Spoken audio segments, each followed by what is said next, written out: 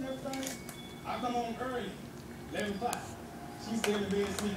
Let's okay. Do you agree that you would, in fact, go out and get a job, and if you fail to do so? Always looking for a job. This man, number one, wakes me up at 6 o'clock when he gets up.